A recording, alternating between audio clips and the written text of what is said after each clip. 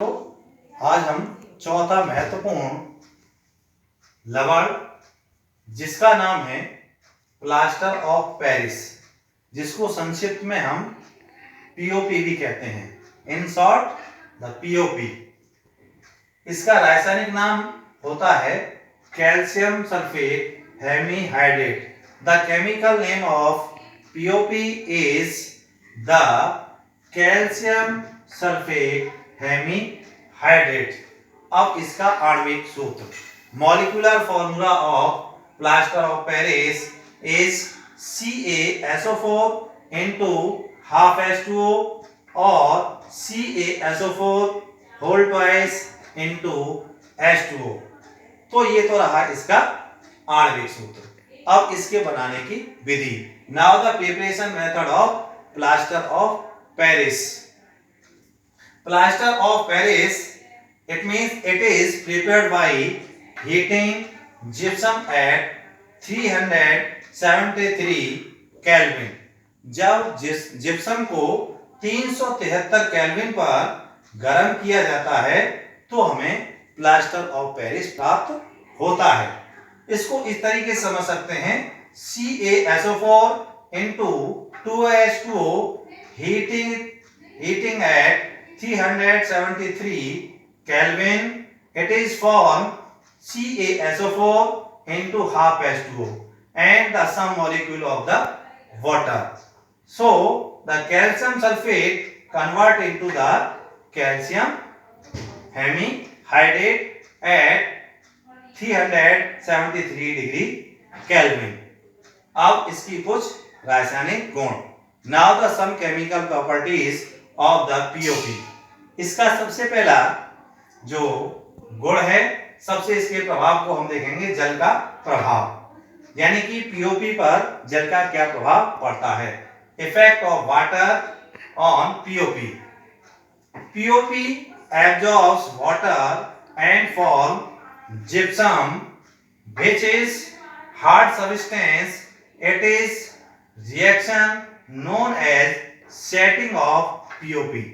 इसका मतलब यह हुआ कि पीओपी जल को अवशोषित करके जिप्सम का निर्माण करता है, और जिप्सम एक बहुत ही कठोर पदार्थ होता है, जिसका कि आपने जनरली देखा होगा, जब किसी की हड्डी टूट जाती है तो उसमें जोड़ने के लिए आउटर कवरिंग जो की जाती है तो वो बड़ा कठोर पदार्थ होता है, तो बड़ा कठोर पदार्थ हो जाता है, और यह क्रिया जो है पीओपी का जामाकरण यानी कि जमना कहलाता है।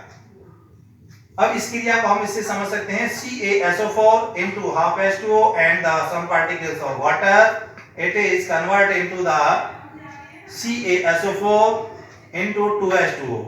यानी कि हमारा यहाँ पर पीओपी प्लास्टर ऑफ पेरिस जल के साथ क्रिया करके जिप्सम में बदल जाता है।